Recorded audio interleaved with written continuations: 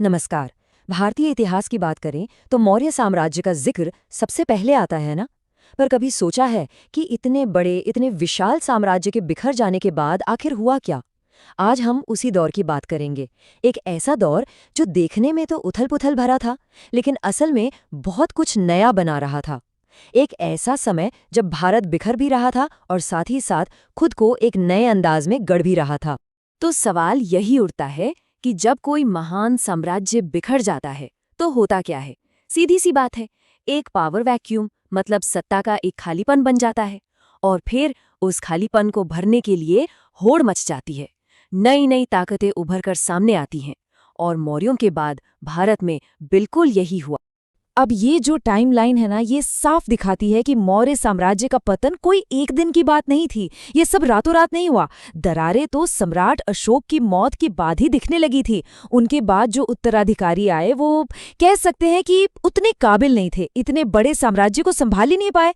और फिर एक बहुत ही नाटकीय हत्या के साथ इस महान साम्राज्य का हमेशा के लिए अंत हो गया। तो चलिए थोड़ा और गहराई में चलते हैं और समझते हैं कि ये हुआ कैसे। आखिर इतना मजबूत, इतना बड़ा साम्राज्य ताश के पत्तों की तरह ढह कैसे गया। असल में ना, ये कई चीजों का मिला-जुला असर था। जरा सोचिए, एक तरफ अशोक के बाद कमजोर शासक थे जिनकी पकड़ ढीली पड़ती जा रही थी। प्रशासन ढीला पड़ा तो सेना पर भी ध्यान नहीं दिया गया, उसकी उपेक्षा होने लगी। उधर अशोक की बौद्ध धर्म की तरफ झुकी नीतियों से ब्राह्मण वर्ग में भी काफी असंतोष था। और इन सब के ऊपर आर्थिक संकट, मतलब खजाना भी खाली हो रहा था। तो ये एक तरह का परफेक्ट स्टॉर्म था जिसने साम्राज्य की नींव हिला दी। और फिर वो हुआ जिसने ताबूत में आखिरी कील ठोक दी, एक खुला विश्वासघात। कहानी ये है कि सेना का निरीक्षण चल रहा था और आखिरी मौर्य सम्राट बृहद्रथ की उसी के सेनापति पुष्यमित्र शुंग ने सबके सामने हत्या कर दी। ये सिर्फ एक राजा की हत्या नहीं थी, ये एक पूरे युग का अंत था। और यहीं से शुरू हुआ एक नया अनिश्चित भविष्य। तो मौर्य तो चले गए और पीछे छोड़ गए एक बहुत बड़ा खालीपन। अब इस खालीपन को भरने के लिए सबसे पहले कौन आगे आया? भारत की अपनी ही घरेलू शक्तियां।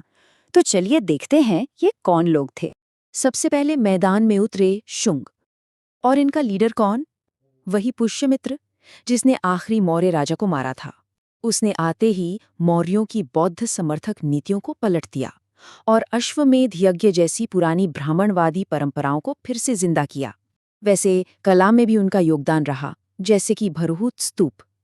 शुंगों के बाद आए कण्व, पर सच कहें तो उनका शासन बहुत छोटा और कमजोर था। इतिहास में वो कोई खास छाप नहीं छोड़ पाए। लेकिन कहानी सिर्फ अंदरूनी बदलाव की नहीं है। असली ड्रामा तो अब शुरू होता है। भारत की उत्तर पश्चिम सीमाओं के पार से आक्रमणकारियों की एक के बाद एक लहरें आने लगीं। और सुनिए, ये सिर्फ लुटेरे या विजेता नहीं थे। ये अपने साथ लाए थे ग्रीक फिलॉसफी, ईरान का एडमिनिस्ट्रेशन, सेंट्रल एशिया की कला। और इन सब के मिलने से भारत एक ऐसा कल्चरल मेल्टिंग पॉट बना जैसा पहले कभी नहीं देखा गया था। इस लिस्ट में सबसे पहले थे इंडो ग्रीक्स, जिन्हें हम यवन भी कहते हैं। इनका सबसे मशहूर राजा था मीनांडर, जिसे भारतीय ग्रंथों में मिलिंद कहा गया है। उसकी और एक बौद्ध भिक्षु नागसेन की बातचीत इतनी दिलचस्प थी कि उस पर एक पूरी किताब लिखी गई, मिलिंद पन्हो। ये किताब आज भी कल्चर्स के मेल का एक शानदार उदाहरण मानी जाती है।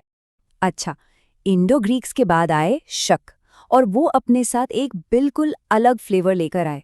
देखिए, अगर ग्रीक्स ने फिलॉसफी और आर्ट पर जोर दिया तो शकों ने एडमिनिस्ट्रेशन पर अपनी छाप छोड़ी। उन्होंने क्षत्रप सिस्टम शुरू किया, मतलब प्रोविंशियल गवर्नर्स का एक नेटवर्क। और उनके एक बड़े राजा रुद्रदामन ने तो संस्कृत के शुरुआती शिलालेखों में से एक लिखवाया जो दिखाता है कि वो भारतीय कल्चर में कितना घुल मिल गए थे। शकों के बाद इस परेड में अगले थे पार्थियन। सच कहें तो भारत में उनका शासन एक छोटा सा चैप्टर था। वो आए, कुछ समय राज किया और चले गए। दूसरों की तरह कोई बहुत गहरी छाप नहीं छोड़ पाए। और फिर आए कुषाण, और ये इन सभी बाहरी ताकतों में सबसे पावरफुल साबित हुए। उन्होंने एक इतना बड़ा साम्राज्य बनाया जिसकी सीमाएं सेंट्रल एशिया तक फैली हुई थीं। कुषाणों का सबसे महान राजा था कनिष्क। उसके राज में कुषाण साम्राज्य सिर्फ एक फौजी ताकत नहीं था, बल्कि कल्चर, धर्म और ट्रेड का एक बड़ा हब बन गया था। चलिए उसके 4 सबसे बड़े योगदान देखते हैं जिन्होंने सचमुच इतिहास की धारा बदल दी। कनिष्क सच में एक विजनरी था। पहला काम, उसने कश्मीर में चौथी बौद्ध काउंसिल बुलाई। इससे महायान बौद्ध धर्म को बहुत बढ़ावा मिला।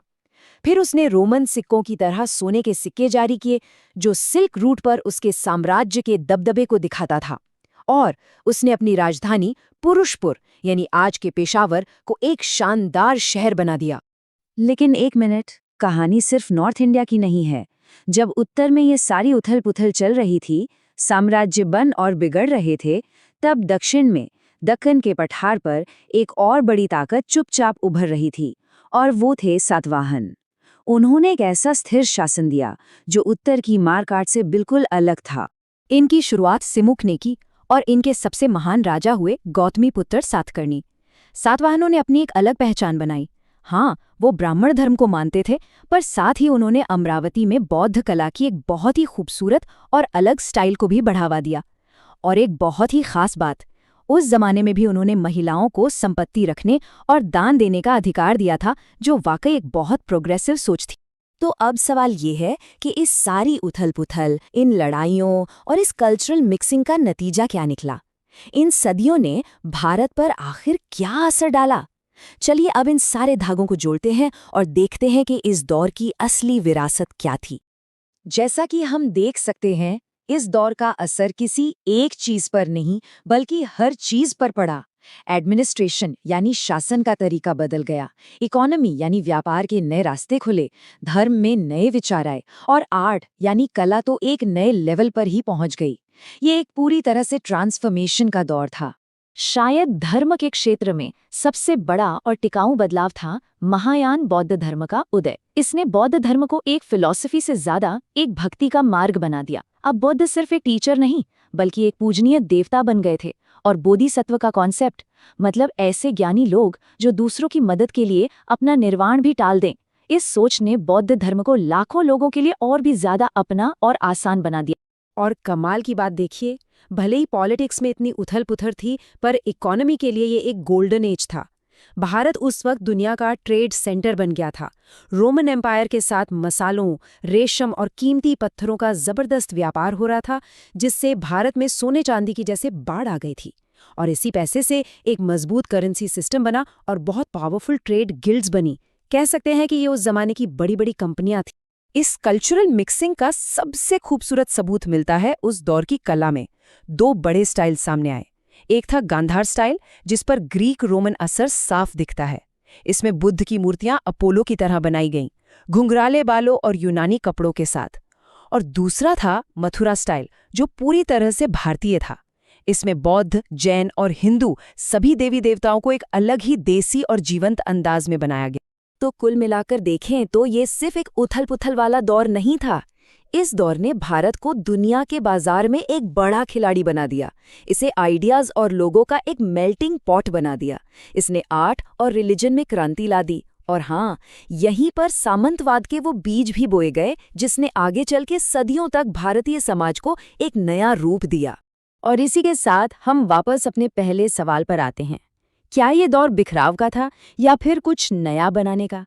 क्या ये एक महान साम्राज्य के खत्म होने की दुखद कहानी है, या फिर एक ज्यादा कॉम्प्लेक्स, ज्यादा ग्लोबल और शायद एक ज्यादा मजबूत भारत के जन्म की एक रोमांचक दास्तान है? जवाब शायद दोनों में ही छिपा है। और यह हमें एक बात याद दिलाता है कि इतिहास में हर अंत असल में एक नई शुरुआत ही तो होता है।